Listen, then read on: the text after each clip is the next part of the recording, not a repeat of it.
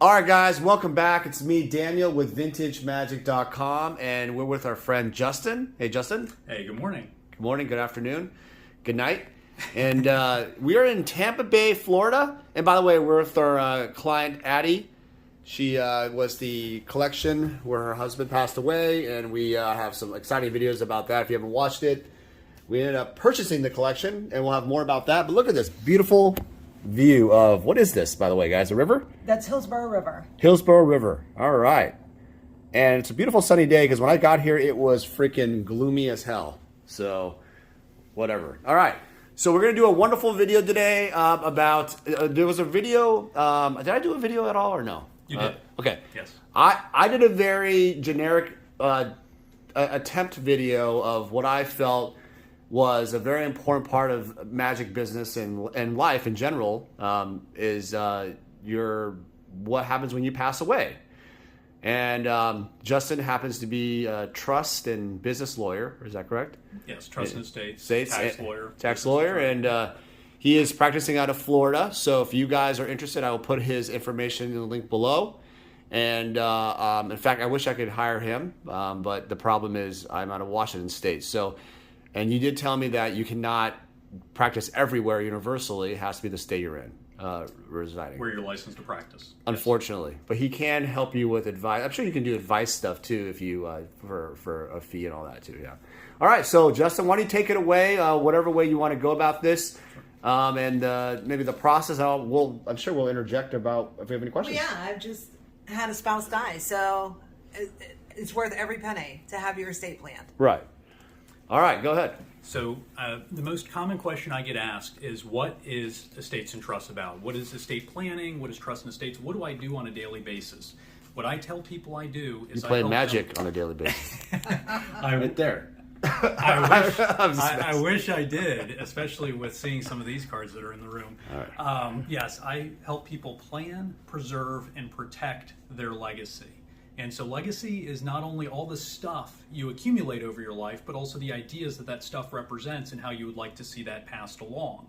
And so plan is just what it says. Plan. Make sure you have a plan. Preserve is we're going to do it the most efficient way possible. I've been doing this long enough. I've never seen somebody say, I want this to either go to a creditor or to everybody's favorite uncle, Uncle Sam. Those are two not on the list. So we do things as efficiently as possible. Also, we try to keep the lawyers out of it as much as possible, and that's the efficiency. So preserve and protect.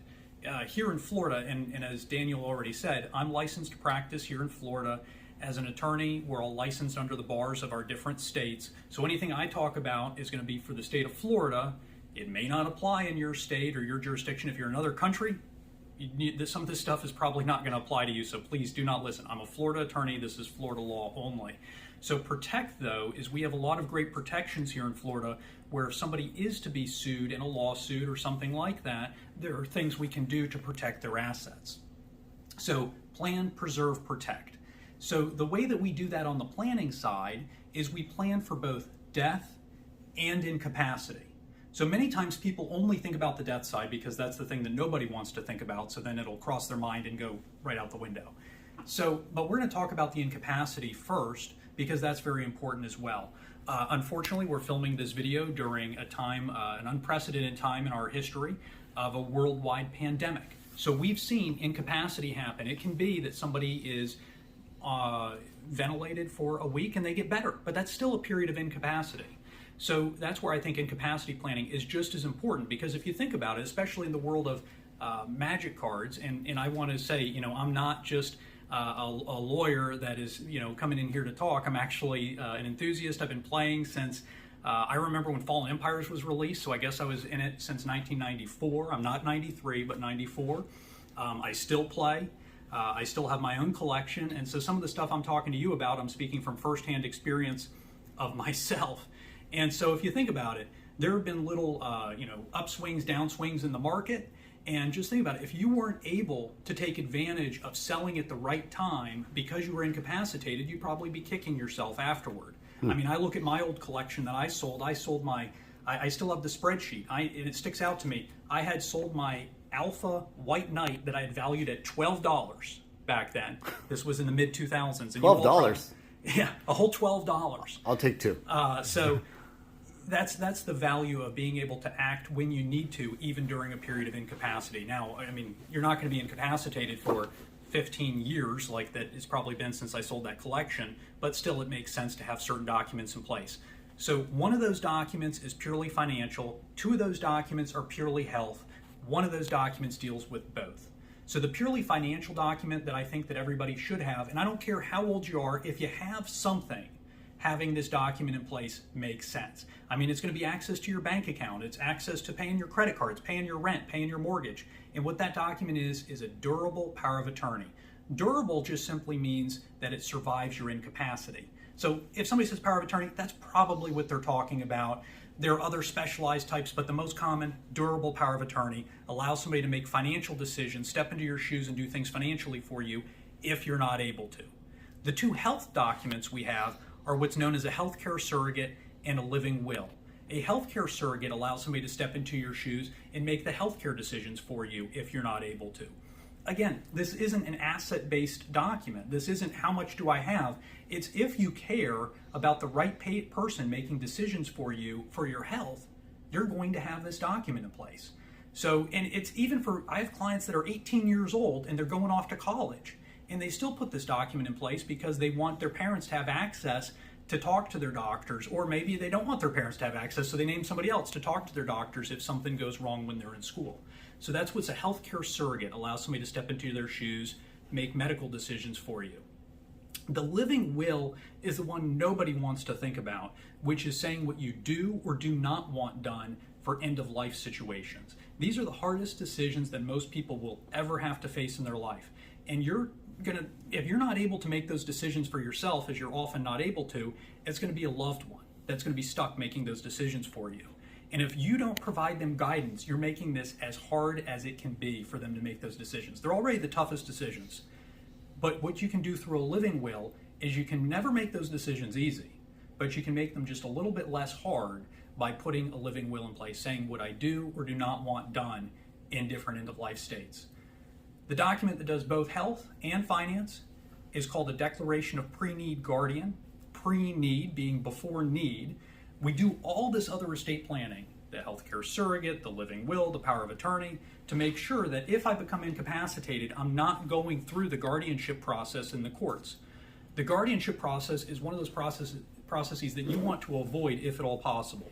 It's expensive, it's time consuming, it can be embarrassing because the court is going to declare that person to be incapacitated, be incompetent, and somebody else is going to be set up to have control of their assets.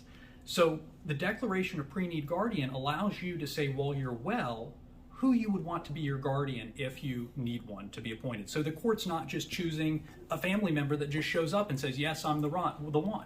Or the court isn't choosing their best friend that happens to be a professional guardian. No, you, while you're well, can choose the exact person. And that's what a lot of estate planning is about. Just like, to take it in the magic world, the whole thing is you customize your deck because your deck is about you and what you want to do. You know your play style. You know if you're an aggro player, a control player. Your estate planning is your customized plan just as much, but on your life. So if you customize your magic deck, you should have a customized estate plan to fit your needs. So those are the 4 incapacity documents that exist. Just in summary, durable power of attorney, healthcare surrogate, living will, Declaration of Pre-Need Guardian. There are other incapacity documents that are out there, but certainly if people have minor children, we do healthcare surrogates for minors, we do powers of attorney for minors, but those are all going to be very unique to different circumstances, but again, stuff we do on a daily basis for the people that need them. So those are the basic incapacity documents. So then we move on to the document that only has effect at death, and that's a will. If you had been speaking to an attorney back in the 1960s or so or before, all they probably would have talked to you about is a will, because that's all that there really was for people to do. And so a will is your roadmap for probate. Many times people come to me and say, well, I have a will, therefore I avoid probate. And I have to give them the bad news of, no, you're telling us exactly what's going to happen in probate. If you've seen the movies where they read the will dramatically, that doesn't happen. But what happens is that document is given to the court, and it's only a judge that can tell us, and again, this is Florida law, only a judge can tell us what a will says. So The problem with probate, at least here in Florida, is that it's a very complicated process. So we call it's an orderly final settling of accounts when somebody dies. That's what probate is. Orderly in that it's governed by the Florida Probate Code, the Florida Rules of Probate, and then it's going to be in front of a judge. And on almost all cases, it's going to have a lawyer involved. It's required in almost all cases. So you're hearing lots of laws, lots of rules. I can tell you those laws and rules are even longer than the magic rule book. And then you have a judge involved, and the judge will have their own particular way of doing things. And lawyers who practice in front of judges long enough know we say yes to our judges and what they want. So we're having a judge put their own rules there, and then you're having a lawyer. So we're having a lot of rules, a judge, a court, a lawyer with a lot of time. All of these things should probably tell you that's expensive. So when we have probate, we have expense, and it's also time. These assets are tied up. Many times people want to, just like during incapacity, maybe I want to be able to sell something, buy something, well, or just have money to pay the mortgage. Well, if these assets are tied up in probate, there's not the same amount of access that you would have. So that's why a will is good. It's something that somebody should have. It's going to do things like in Florida, we can say what our final burial instructions would be. We'd put that in a will. Guardian of minor children, we're going to put that in a will. But if you just have a will and assets pass underneath it, it will go through probate. And so that's just something to keep in mind. So many people come to me and say, well, didn't you just talk a few minutes ago about preservation, and now you're telling me all the fees and things that a lawyer is going to charge? And in Florida, for example, many lawyers, now I don't do this, but many lawyers charge 3%. That's the statutory fee in most cases on probate. So think of that, 3% of all of what you have that goes through probate would be subject to that fee. So I mean, if you own a house, you can do just the math on that. Then add on to it everything else you have, it becomes a really big number. And so many times people say, well, I don't like the idea of the expense. I don't like the idea of not having control. I don't like the idea of all these things. There's got to be a better way. And also probate's public. Anybody can go look it up. They can know your business. When Michael Jackson passed away, now I can tell you most people are probably not the tabloid darlings that Michael Jackson was. But you see it in all these cases when every celebrity, Michael Jackson, Prince, when they pass away, the tabloids will have their estate planning, their wills at least, within the day. Because as soon as that's published, it's public record.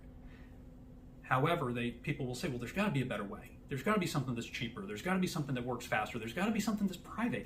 How do we avoid probate? Well, that's where we get into the world of a revocable living trust. There are all different types of trusts. I have a presentation that I do called 60 Trusts in 60 Minutes. It's a great way to fall asleep if you really want to. But, trusts are only limited by the imaginations of lawyers. There's a reason why one of my favorite cards in all of Magic, it's from Alpha, is Demonic Attorney. I mean, there's a reason why attorneys are often cast as the bad guys. And, one of my other favorite cards, probably the most powerful card in all of Magic, Contract from Below. We see there's this idea that attorneys, when we put our minds to it, can come up with all sorts of ideas. So trusts are only limited by the imaginations of lawyers. So, but the type I'm talking about is a revocable living trust, which is probably the most basic type that we have. What that does, it provides probate avoidance. So that's great in itself, the idea that trust will avoid that whole time and expensive process. That's fantastic. Also providing that privacy. But the other thing the trust does is it provides for management. So, for example, I have a minor child. I don't want her, certainly during her period of minority, that would be governed if I didn't have a trust in place for her. There would be the Uniform Transfers to Minors Act that would provide for her.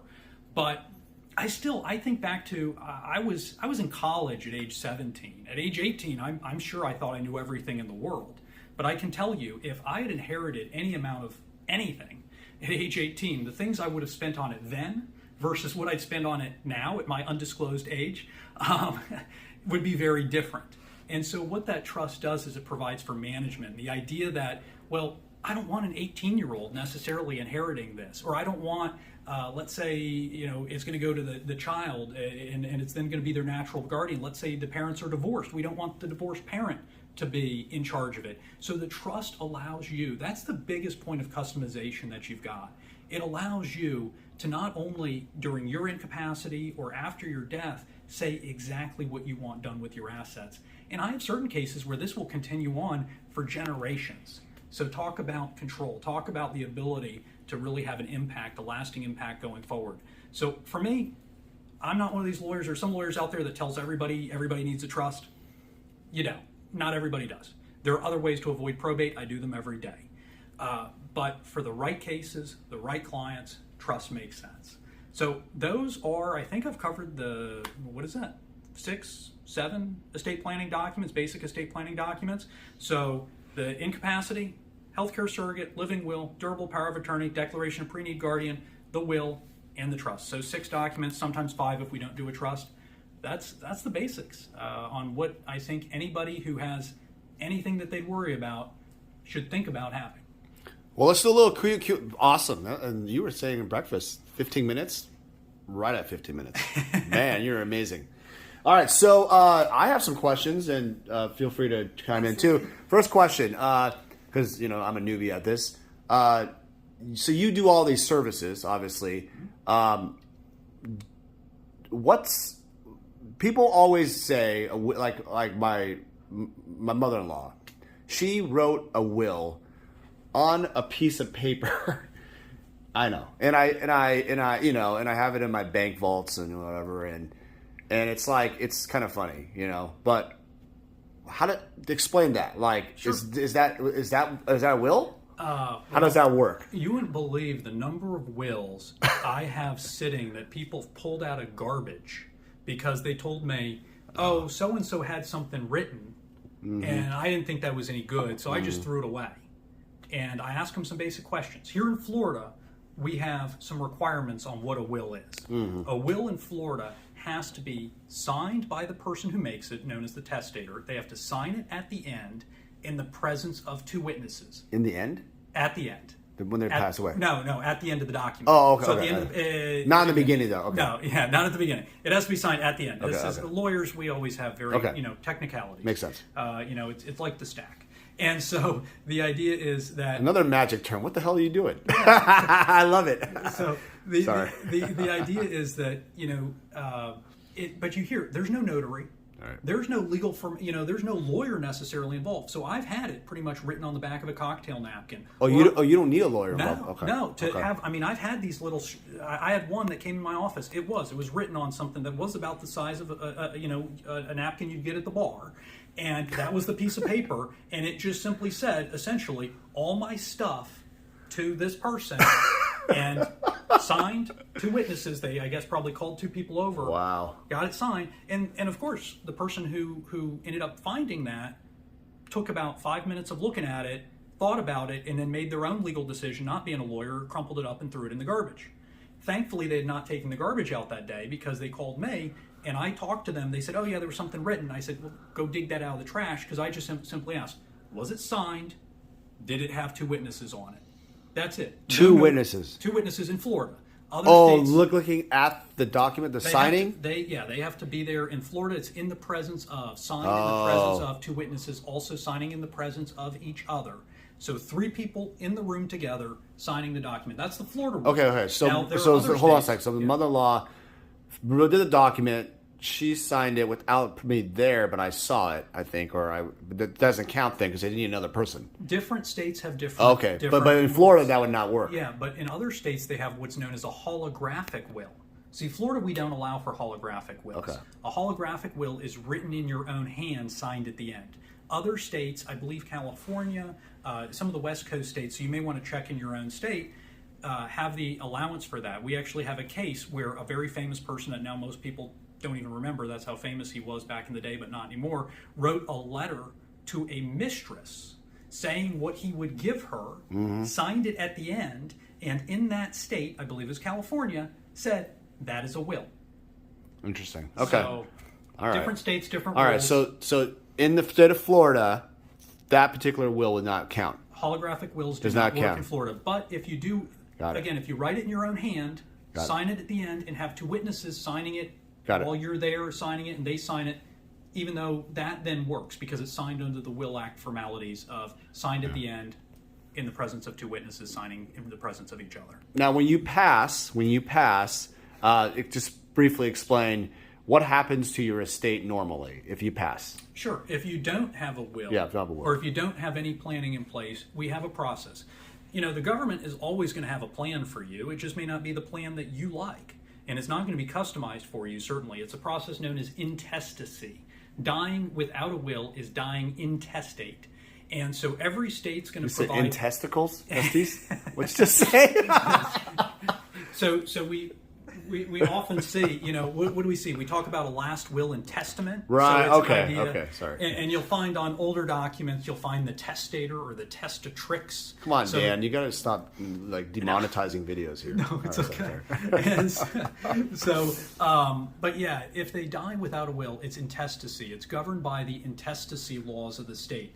Now, Florida used to have some really interesting provisions in there. It still does, but things that would happen that people otherwise didn't think about. So like if somebody has children of a previous relationship and the person that they married has people or children of a previous relationship, you would often think, well, if I die, everything goes to my spouse. That seems to be, that would make sense. But if it turns out under intestacy law that if they die and they have children of a previous relationship, that spouse only gets half. That's in Florida. Florida law, and it's changed recently. But still... And the children will get the rest. Children get the rest. But that's a big surprise. Split between the children. Yeah, split between the children and the spouse. Most spouses would say, well, I can't live on half. That would be a problem. So that's why intestacy is something to be avoided. Here in Florida also, the spouse may find, like, for example, maybe they didn't get the house. Maybe they were disinherited on the house accidentally. They may find they only have a lifetime right to live in the house. Or in Florida, they can make an election to a 1/2 interest in the house. They don't get the whole thing necessarily. Again, depending on the facts, depending on how it's titled, depending on what documents are or are not in place. But these are big surprises.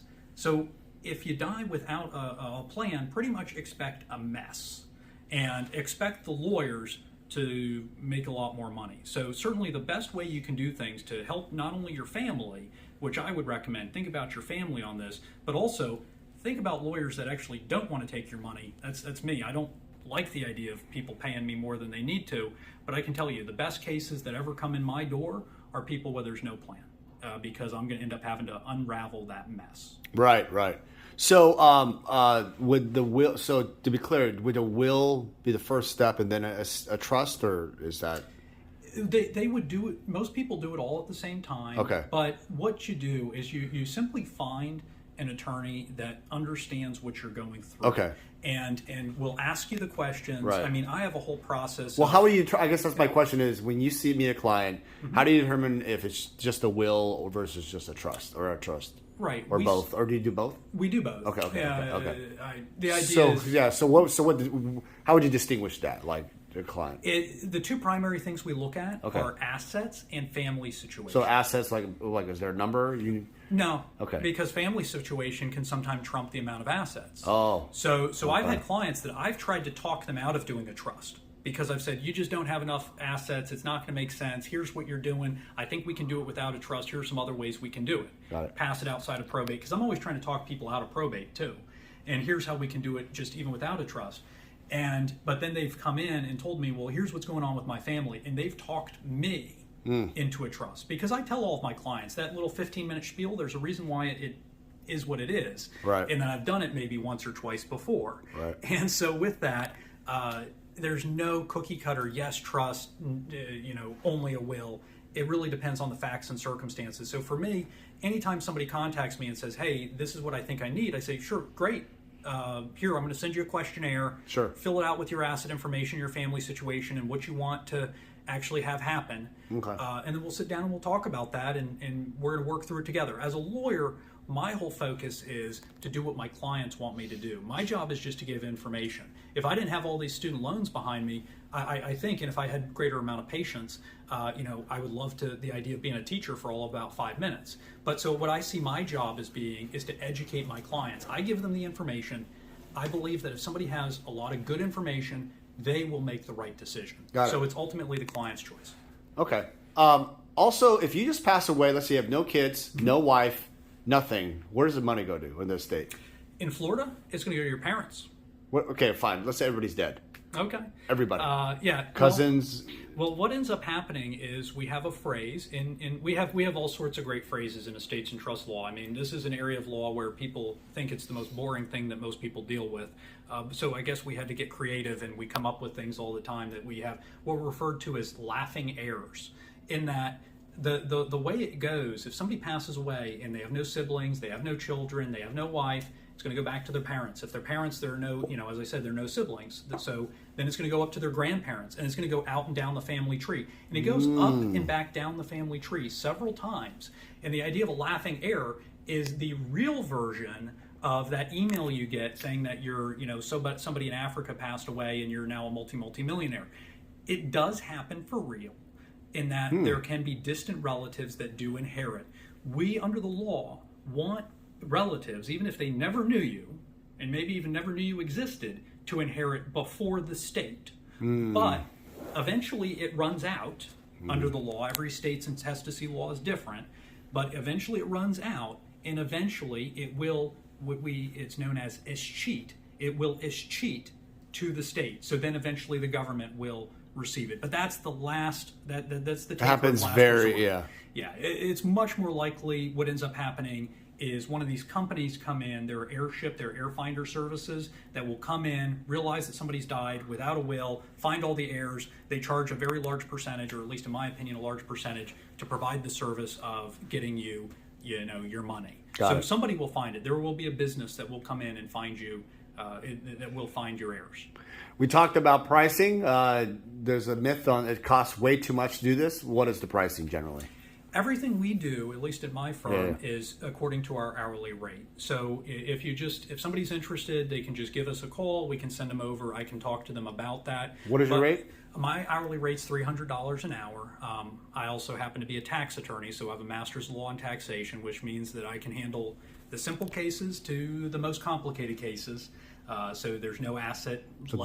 Business, tax law, everything. Yeah. Wow. So that's what. So I think my clients get an okay, at least in our market, a good bang for their buck. But certainly I'm not the cheapest in town. But I also been doing this long enough. I can give people fee estimates. I do have a fee estimate sheet. I don't want to quote that here on this video because I know a decade from now, I would hope my prices have gone up a little. If the price of gas goes up or the price of bread and eggs go up. Or magic cards? Yeah, my magic cards. Well, I was certainly, my price does not keep up with my magic card. But no, but we think we do a fair job, and sure.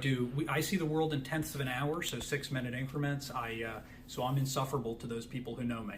So ballpark, to answer the question, around to establish a trust, what would the ballpark be?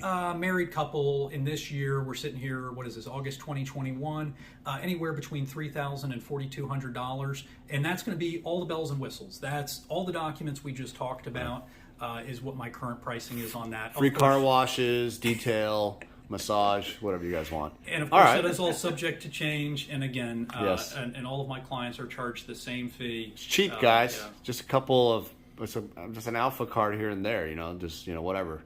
All right, guys. So here, let's just relate to magic. So let's relate all this to magic. So you guys, a lot of us have large collections. I myself have a ginormous collection.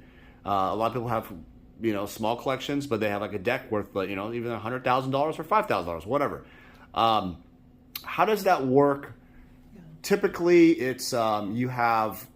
From what my knowledge is that we talked this over the phone, is that assets are usually just set up as like you have stocks, real estate, whatever, right? That type of the general stuff. But now we're getting to an era where you have, this is a very good topic about Bitcoin, stuff like that. So, guys, I'm going to end this video. I'm just going to do the 2-part video. We're just going to answer that question in another video, because I think it itself is pretty detailed. All right, hold on. I hope you guys enjoy this video.